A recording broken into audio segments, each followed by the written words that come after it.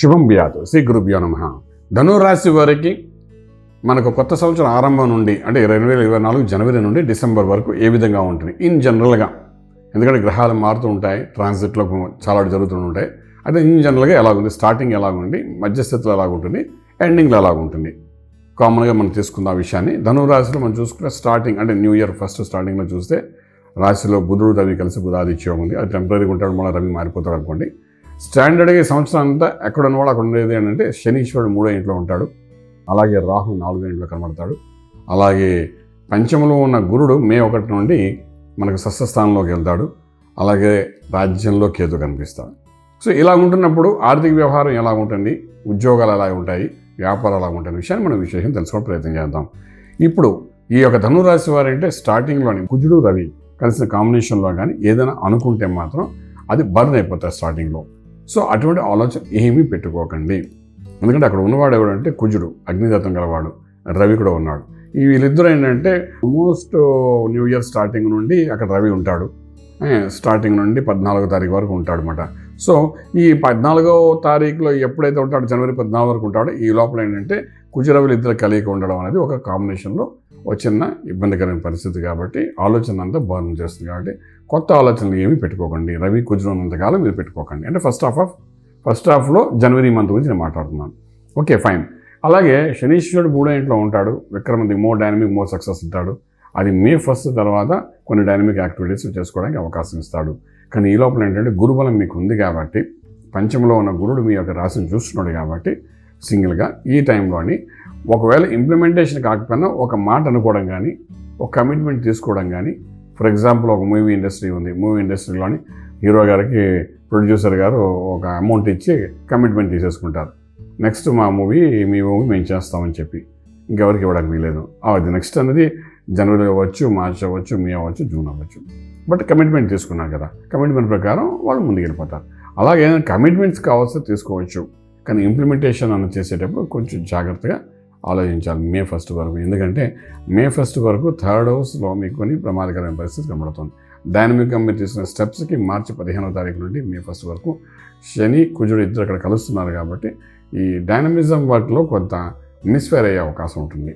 అలాగే అన్నదమ్ములు అక్కచెల్లెలతో చేసే వ్యవహారాలు, వ్యాపారాలు ఏమైనా ఉన్నా కూడా మార్చి 15 నుండి మే 1 వరకు కొంత డిస్టర్బ్ అయ్యే అవకాశం ఉంటుంది. అలాగే చెల్లెలు అంటే వంశపారపర్యంగా ఉన్న ఆస్తులు ఏమైనా ఉంటే ఆ సమయంలో అంటే మార్చి 15 నుండి మే 1 లోపల కానీ దాన్ని తెగరింపు చేసుకోవాలంటే నష్టపోయే అవకాశం మీకు బాగానే ఉంటుంది. అంతేదంటే దాన్ని డ్రాగ్ ఆన్ చేయాలన్నమాట, కోర్టులో డ్రాగ్ ఆన్ చేయాలి. అవుట్ ఆఫ్ కోర్టులో సెటిల్మెంట్ చేసుకున్నా కూడా కొంత డ్రాగ్ ఆన్ చేస్తే మీకు మంచి ఫలితాలు వచ్చే అవకాశం ఉంటుంది. గురుబలం ఉంటుంది, నో డౌట్ అంటారు. గురుబలం ఉన్నప్పుడు నిర్ణయాలు తీసుకోవడం వేరు, నిర్ణయాన్ని ఇంప్లిమెంట్ చేయడం వేరు. నిర్ణయాలు తీసుకుని పెట్టేసుకోండి. ఇంప్లిమెంటేషన్ దగ్గరికి వచ్చినప్పుడు యూఆర్ ఇన్ ప్రాక్టికల్ రోడ్లోకి వెళ్ళినప్పుడు ఏంటంటే మనకు ఈ థర్డ్ హౌస్ అనేది మనకు డైనమిక్ ప్లేస్లో ఉన్న కుజుడు ప్లస్ శని కాంబినేషన్ ఏదైనా ఉందో అది మనం మిస్ఫైర్ చేసే అవకాశం ఉంటుంది. దానికంటే ముందు మనకేంటంటే ఫిబ్రవరి 14 నుండి మార్చి 14 వరకు చూస్తే కుంభంలోకి రవి ప్రవేశిస్తాడు. సో అక్కడ రవి శనుల కాంబినేషన్ కూడా ఉంటుంది. సో ఈ కాంబినేషన్ కూడా మనకి ఏం చేస్తుందంటే థర్డ్ హౌస్ని బ్రేక్ చేస్తుంది. సో మనకి థర్డ్ హౌస్ అనేది చాలా టిపికల్గా కనబడుతుంది.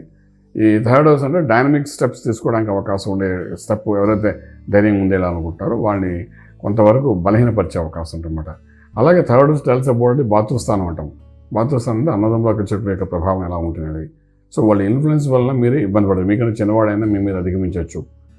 అలాగే వంశం పారపర్యంగా వచ్చే కొన్ని ఆస్తుల్లో తగాదాల్లో షేరింగ్ చేసేటప్పుడు మీకంటే తక్కువ మీ యొక్క బలం తగ్గిపోయి అవతలవాడి బలం పెరగచ్చు, దాంతో మీకు రావాల్సినంత ఆస్తి మీకు రాకపోవచ్చు. సో ఇలాంటి వర్క్స్ ఏది ఉన్నప్పుడు కూడా ఇవన్నీ కూడా ఏంటంటే కొంత స్లోగా రవి కుంభం నుండి మీనంలోకి వెళ్ళేంత వరకు స్లోగా ఆగాలి. అలా వెళ్ళేసరికి వెనకాతలు కుజుడు వస్తున్నాడు. వాడు వచ్చి ఏం చేస్తాడంటే మార్చి 15 నుండి మే 1 వరకు శనితో కలిసి ఉంటాడు. సో మీకు ఏంటంటే మే 1 వరకు థర్డ్ హౌస్ అనేది టోటల్లీ డిస్టర్బ్ అయ్యి ఉంటుందన్నమాట. అంటే చాలా కూల్గా ఉండడానికి ప్రయత్నం చేయండి. అది చాలా ఇంపార్టెంట్ రోల్ ప్లే చేస్తున్నాం కాబట్టి. ఆ తర్వాత మీకు గురుబలం ఉన్నది కాబట్టి నిర్ణయాలు తీసుకోవచ్చు కాబట్టి శుభకార్యం చేయొచ్చు, శుభమైన వార్తలు వినొచ్చు, భూమి పూజ చేయొచ్చు, శంకుస్థాపన చేయొచ్చు. అలాగే సంతానం కోసం చేసే ప్రయత్నాల్లో సఫలీకృతం అవుతారు కాబట్టి అటువంటి ప్రయత్నం చేయొచ్చు. దానికి సంబంధించినది రకరకాలుగా శుభవార్తలకు అన్ని ప్రయత్నం అయితే చేయొచ్చు. ఒక కమిట్మెంట్ తీసుకోవచ్చు 100%, అట్లా ఏమి డౌట్ లేదు. కానీ మనకు ఇంప్లిమెంటేషన్ దగ్గరికి వచ్చినప్పుడు మాత్రం కొంచెం నిదానంగా చేయండి. ఒకసారి ఇవి రెండు క్రాస్ అయిపోతే గురుడు కూడా 6 ఇంట్లోకి వెళ్తాడు, అది వేరే సంగతి అనుకోండి. కానీ గురువు మన మీద దృష్టి పెడుతున్నప్పుడు తీసుకున్న నిర్ణయాలు కాబట్టి వాడికి బలం కొంత ఉంటుందన్నమాట. సో వీడు ఎప్పుడైతే మనకు కుజుడు మారుతాడో మే 1 తర్వాత, అలాగే రవి కూడా మేషంలోకి వస్తాడు అప్పుడు మే 14 కల్లాను. ఆ యొక్క కాంబినేషన్ ఏదైతే మే నెలలో మనకు రవి అయితే మేషంలోకి వచ్చాడో అక్కడ నుండి కొంత సక్సెస్ అనేది మనకు కనబడే అవకాశం ఉంది. కాబట్టి ఆ విధంగా ప్లాన్ చేసుకుంటూ వెళ్తే చాలా బాగుంటుంది. నేను ఈ వీడియో ఎప్పుడైతే చేస్తున్నానో కన్ఫ్యూజ్ అవ్వకండి, చెప్పినవన్నీ డేట్స్ అన్ని జాగ్రత్తగా గుర్తుపెట్టుకోండి దానికి సంబంధించి. అయితే అన్నిటికీ ముఖ్యంగా ఏంటంటే ఈ ఏలినాటి శని వదిలేసింది బాగుంది కదా, ఇంప్లిమెంట్కి ఏం పర్వాలేదు కదా అనుకున్న దానికి గురుబలం ఉంది కదా, మనం ఏం చేయొచ్చు దానికి, వీటన్నిటికీ మధ్యన గ్యాప్ ఈజ్ ఓన్లీ ఒక 4 months. ఈ 4 monthsలో ఏది వర్క్ చేస్తారో అది సక్సెస్ఫుల్ చేయడానికి అవకాశం ఉంటుంది. సరే, ఆ తర్వాత చూస్తే మే 1 నుండి మనకు ఇయర్ ఎండింగ్ వరకు వెళ్తే 6వ ఇంట్లో గురుడు మారుతున్నాడు, ఆరోగ్య స్థానం ఉంటాడు. కొంచెం ఇక్కడ కొలెస్ట్రాల్, థైరాయిడ్ వచ్చే అవకాశం ఉంటుంది. ఈ పార్ట్ ఆఫ్ బాడీలో కొంచెం పెయిన్స్ కూడా వచ్చే అవకాశం ఉంటుంది. కొంచెం జాగ్రత్త తీసుకోండి, అదొక స్ట్రెస్ అయితే ఉంటుంది.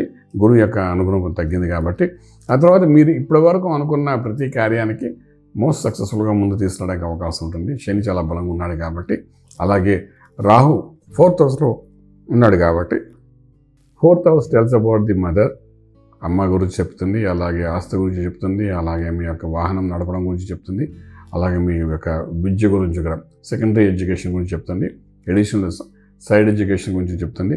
సో 4th హౌస్లో రాహు ఉన్నాడు కాబట్టి బేసిక్గా అమ్మగారిని జాగ్రత్తగా చూసుకోవడం చాలా అవసరం పడుతుంది. అమ్మగారి యొక్క హెల్త్ ఇవన్నీ కూడా నవంబర్ 1 నుండి రాహు అక్కడ ప్రవేశించాడు కాబట్టి వాడు కనీసం ఒక 3 నెలల కాలం ప్రెషర్ ఇస్తాడు. అంటే నవంబర్, డిసెంబర్, జనవరి. సో జనవరి ఎండింగ్ వరకు ఆ ప్రెషర్ అది ఉంటుంది. ఆ తర్వాత కొంచెం కొంచెం రిలీఫ్ అవుతుంది. సో ఆ హెల్త్ అక్కడ 1.5 year ఉంటాడు రాహు. సో ఆ 1.5 year కూడా మనం జాగ్రత్త పడాలి. లేని చిన్న చిన్న రోగాలు అనుకోండి, చిన్న చిన్న డిస్టర్బెన్స్ బ్లడ్ రిలేటెడ్ ప్రాబ్లమ్స్ అనుకోండి, ఏదైనా అనుకోండి, మొత్తానికి తల్లి ద్వారా కొంతవరకు మీకు ఇబ్బంది, తల్లిగారి ఆరోగ్య విషయంలో జాగ్రత్త తీసుకోవాలి. తల్లి ద్వారా కొంత ఇబ్బందులు, అలాగే మీరు తీసుకోవాల్సిన కేర్లో కూడా మెడిసిన్ అంటే మెడికల్గా కొంత కేర్ ఎక్కువ తీసుకోవాల్సిన అవసరం అంతా ఉంటుంది. కాబట్టి ఆ విషయంలో కొంచెం జాగ్రత్త తీసుకోండి. ఎందుకంటే 1.5 year ఉంటాడు అక్కడ. ఆ 1.5 year ఫస్ట్ స్టార్టింగ్లో ఇబ్బంది పెడతాడు అనమాట, ఎండింగ్లో ఇబ్బంది పెడతాడు. సో స్టార్టింగ్లో ఇబ్బంది కానీ మనం క్యూర్ చేసుకోగలిగితే మెడిసిన్స్ ద్వారాను, ఆ తర్వాత మళ్ళీ 1 year వరకు మనకి ఇబ్బంది, లాస్ట్ ఎండింగ్లో మళ్ళీ 1 month కొంచెం చిరాకు పెడతాడు, అంత తప్ప ఇంకేం చేయడు. కాబట్టి వరి అవ్వట్లేదు. సో అదొక మన ఇంపార్టెంట్. అలాగే ఆస్తి వ్యవహారాల్లో కూడా 3 ఏళ్ళు బాగోలేదు, 4 ఏళ్ళలో ఆస్తిని స్పాయిల్ చేస్తూ అంటున్నాడు. అంచేత ఈ ఆస్తి వ్యవహారాలు, అన్నదమ్ముల మధ్యన కొట్లాట్లు, చిరాకులు, పరాకులు ఏమంటారు, ఇవన్నీ కూడా మే 1 వరకు డ్రాగన్ చేయగలిగితే చాలా బాగుంటుంది. ఇంపార్టెంట్ థింగ్ ఇస్ దాట్ మాట. అలా చేసుకుంటూ వెళ్తుండండి. తర్వాత 12 రాజ్యంలో కేతు ఉన్నాడు కాబట్టి కమ్యూనికేషన్ స్కిల్స్, మీ మాటకారితనంతో మేనేజ్ చేసుకుని మీరు బిజినెస్లో సక్సెస్ఫుల్ అవుతారు. ఆర్థిక వ్యవహారంలో పైకి ఇంప్రూవ్మెంట్ వస్తుంది. అన్నింటిలోనే ఉదాహరణ సక్సెస్ మీకు కనబడుతూ ఉంటుంది. ఎందుకంటే లాస్ట్ 7.5 years ఏలినాటి ప్రభావం టోటల్లీ మీరు క్రష్లోకి వెళ్ళిపోయి ఒక ఇబ్బంది పడని పరిస్థితులు వెళ్ళారు కాబట్టి దాని నుండి బయటకు వచ్చేస్తారు. అప్పుడున్న ఇబ్బందులను బయటకు అయితే ఖచ్చితంగా వచ్చేస్తారు. కొత్త ఇబ్బందులు ఏవో కనబడుతుంటాయి కానీ అవన్నీ అంత ఇబ్బంది పెట్టే ఇబ్బందులు కాదు కాబట్టి జాగ్రత్త పడితే సరిపోతుంది. దీని అన్నిటికీ అధిగమించడానికి ఈ శని రవి కాంబినేషన్, శని కుజుడు కాంబినేషన్, అలాగే రాహు యొక్క చతుర్థంలో ఉన్న కాంబినేషన్, అన్నింటినీ అధిగమించడానికి ఇక్కడ సుబ్రహ్మణ్యేశ్వర స్వామి వారికి ఆరాధన చేయడం చాలా అవసరం పడుతుంది. ఆ స్వామివారికి ఫస్ట్ హాఫ్ అంతా అంటే మే 1 వరకు అయితే ఖచ్చితంగా ఆయన అనుగ్రహం పొందడానికి చేసే ప్రయత్నాల్లో పాలాభిషేకం చేయడం, అభిషేకం నిత్యం చేసుకోవడం, తీర్థం తీసుకోవడం, సుబ్రహ్మణ్య స్వామి అష్టోత్తరం చదవడం, కవచం, సుబ్రహ్మణ్య స్వామి కవచం చదవడం, అంగారక కవచం చదవడం, ఏదో ఒక కవచం, కుజ కవచం అనుకోండి, అదేనా ఏదో ఒక కవచం చదవడం, రోజు ఉదయం లేచి ఆ కవచం చదువుతూ అభిషేకం స్వామివారికి చేస్తూ తీర్థం తీసుకోవడం. ఇటువంటి కొన్ని ఆ స్వామివారి యొక్క అనుగ్రహాన్ని పొందడానికి చేసే ప్రయత్నాలు కానీ ముందుకు చేసుకుంటూ వెళ్ళగలిగితే కొన్ని ఇష్యూస్ కళ్ళ ముందే కనబడతాయి, చాలా భయంకర ఇష్యూస్ అలా కనబడతాయి, కానీ అవన్నీ మబ్బుల్లాగా జారిపోతాయి. లేకపోతే మీరు ఎదుర్కోవడమే చాలా కష్టమైన పరిస్థితి ఏర్పడుతున్న వాటికి. డబ్బు ప్రధానం కాదు, ఇష్యూస్ ఉంటాయి కొన్ని, మానసిక ఒత్తిడి తీసుకొచ్చి ఆ తల్లి ద్వారా అనుకోండి, అన్నదమ్ముల ద్వారా వచ్చే ఇష్యూస్ ఏవైతే ఉంటాయో అది చిరాకు పెట్టేస్తుంటుంది. ఆ చిరాకు నుండి బయటపడడానికి స్వామివారికి అనుగ్రహం పొందడానికి ఈ యొక్క సుబ్రహ్మణ్య స్వామి ఆరాధన చేయండి. డెఫినెట్గా రాజమార్గంలో రాజ్యం పొందగలుగుతారు. శుభం బియాదు. ఈ వీడియో మీకు నచ్చినట్లయితే మీ మిత్రులకు షేర్ చేయండి. అలాగే మా ఛానల్ను సబ్స్క్రైబ్ చేయడం మర్చిపోవద్దు. Thank you.